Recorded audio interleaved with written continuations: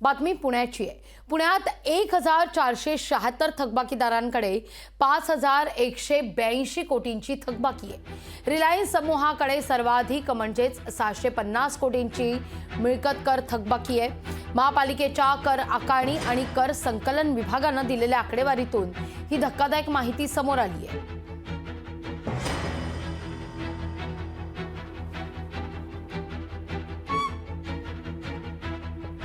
रिलायन्सला काय काय दिलंय या शासनाने, केंद्र शासनाने, पुणेकरांनी आपल्याला माहिती असेल, मलाही माहिती आहे की सगळ्या ज्या महानगरपालिकेच्या सवलती असतील, रस्त्यावर खड्डे बांधायचे असतील, चॅनल टाकायचे असतील, वायरिंग टाकायचे असतील, याच्यामध्ये सवलत देण्याचं काम राज्याने केलं, केंद्राने केलं, पुणेकरांनी केलं।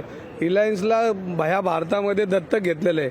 त्यामुळं अशा पद्धतीनं रिलायन्स हे देशामध्ये उद्योगपती जो आहेत यांनी मांडीवर घेतलेले। ह्या महानगरपालिकेमध्ये देणेकरी असलेल्या माणसांना सूट मिळली जाते। म्हणजे गरिबांचं सरकार नाही आहे, हे मोठ्यांचं सरकार आहे, अंबानी आणि अदानींचं सरकार आहे। आणि पुणे महानगरपालिकेमध्ये ज्या ज्या सवलती देण्यात आल्या त्याचा जर पाडा वाचला तर तुम्ही थक्क होताल। इतक्या प्रचंड प्रमाणामध्ये यांना शासनाचं कव्हर आहे, केंद्राचं कव्हर आहे आणि गोरगरिबांना अन्याय करणारं सरकार आहे। हे गोरगरिबांवर अन्याय करणारं सरकार आहे अशी टीका रवींद्र धंगेकर यांनी केलेली आहे।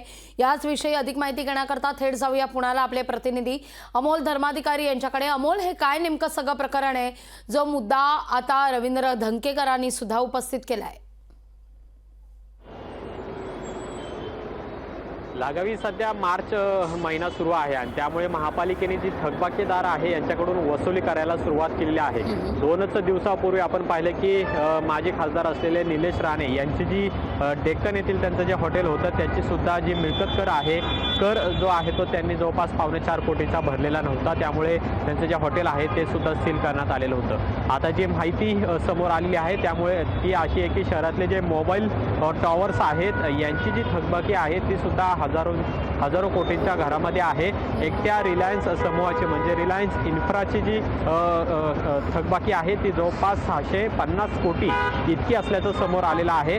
पालिकेने जी आकडेवारी दिलेली आहे त्यानुसार शहरामध्ये 1746 थकबाकीदार आहेत ज्यांच्याकडे जवळपास 5000 अधिक कोटी इतकी थकबाकी आहे।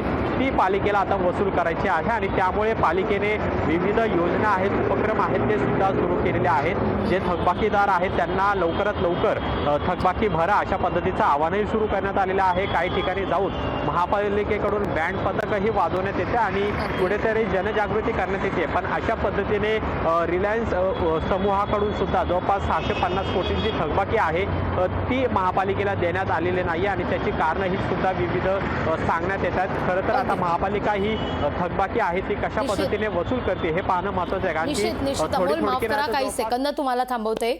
याविषयी बोलण्याकरता आरटीआय कार्यकर्ते विवेक वेलणकर आपल्यासोबत जोडले गेलेले आहेत। नमस्कार, काय पहिली प्रतिक्रिया या सगळ्या मुद्द्यावर? नाही, मुळात कसं आहे की पुणे महापालिका ही छोट्या छोट्या लोकांच्या मागे लागते आणि जे मोठे थकबाकीदार आहेत त्यांच्या मागे लागत नाही याची आत्ताची वस्तुस्थिती आहे। आपण जर बघितलं तर 1700 लोकांकडे 5,500 कोटीची थकबाकी आहे, सगळे 1 कोटीच्या वर आहेत आणि त्यातले 2,500 कोटी हे मोबाईल टॉवरवाले आहेत। ते मोबाईल टॉवरची स्टोरी याची की सगळी मंडळी हायकोर्टात गेलेली आहेत आणि कोर्टात याचिका अनेक वर्ष पेंडिंग आहे। पण पुणे महापालिकेचा विधी विभाग जो आहे त्यांनी सिनियर लॉयर नेमून तो कोर्टात पुढे कसा आणता याचा प्रयत्न करणं अपेक्षित आहे, पण ते काहीच करत नाहीयेत। त्यामुळे पुणे महापालिकेचा विधी विभागच कुठे मॅनेज झाला का काय याच्यात लोकांना शंका येण्यास काही चुकीचं नाही। त्यामुळे आमची आयुक्तांना विनंती अशी आहे की जेवढ्या म्हणून या मोठ्या केसेस आहेत त्यांना तातडीने हात घाला आणि ते पहिल्यांदा विषय मार्गी लावा, म्हणजे मोठ्या प्रमाणावर महापालिकेचा रेव्हेन्यू येईल। विवेकजी आमच्याशी संवाद साधला त्याबद्दल थेट जाते आमचे प्रतिनिधी अमोल धर्माधिकारी यांच्याकडे। अमोल, जी रिलायन्सकडे सुद्धा जी थकबाकी आहे ती लवकरात लवकर खरं तर गोळा करावी, ती लवकरात लवकर वसूल करावी अशी मागणी जोर धरताना दिसते। विवेक वेलणकर यांचं सुद्धा नेमकं तेच म्हणणं आहे। नक्कीच हे सगळे जे मोबाईल टॉवर्सवाले आहेत त्यांची थकबाकी जवळपास ही 2,500 कोटींच्या वर आहे आणि यामध्ये एकट्या रिलायन्सची जर आपण थकबाकी पाहिली तर ती 750 कोटी इतकी आहे। हे सगळी प्रकरणं सध्या न्यायालयामध्ये आहेत आणि त्यामुळेच थकबाकी ही भरली जात नाहीये का हा सुद्धा प्रश्न आहे आणि त्यामुळे पुणे महानगरपालिकेने ही सगळी प्रकरणं ही तातडीनं निकाली लावणं गरजेचं आहे, जेणेकरून ही थकबाकी आहे ती लवकरात लवकर महापालिकेला वसूल करता येईल। कारण की आपण पाहिलं की जी थकबाकी असते, जे थकबाकीदार असतात ते काही आक्षेप घेऊन न्यायालयामध्ये जातात आणि ही सगळी न्यायालयीन लढाई पुन्हा एकदा सुरू होते। निलेश राणे यांच्या मिळकतीबाबतही हीच भूमिका खरं तर पालिकेची होती।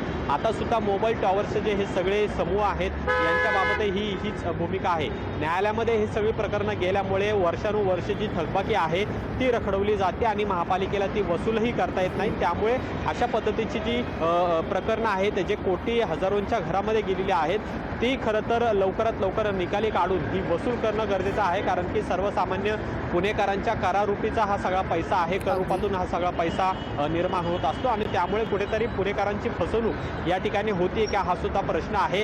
जे छोटे छोटे थकबाकीदार असतात त्यांच्यावरती जप्तीची कारवाई महापालिका करते, पण अशा पद्धतीने शेकडो कोट्यवधी रुपये जे असतात ते भरले जात नाही। अशा व्यक्तींवर किंवा अशा ग्रुपवर नेमकी काय कारवाई महापालिकेकडून केली जाते हे पाहणं महत्त्वाचं आहे। शहरामध्ये जवळपास 1746 थकबाकीदार आहेत, ज्यांच्याजवळ जवळपास 5,500 कोटींची थकबाकी महापालिकेला आता या मार्च महिन्यामध्ये वसूल करायची आहे। पण आता ती कशा पद्धतीने महापालिका वसूल करते हे पाहणं महत्त्वाचं आहे, कारण की मी जसं म्हटलं की यातली अनेक प्रकरणं ही सध्या न्यायालयामध्ये आहेत आणि त्याचमुळे ही थकबाकी आहे ती भरली जात नाहीये का हा सुद्धा प्रश्न सातत्याने या ठिकाणी उपस्थित केला जातो। निश्चित अमोल, तुर्तास धन्यवाद तुम्ही दिलेल्या एकूणाच्या सविस्तर माहिती करता। लोकशाही मराठी ऐका, पहा, जागरूक रहा।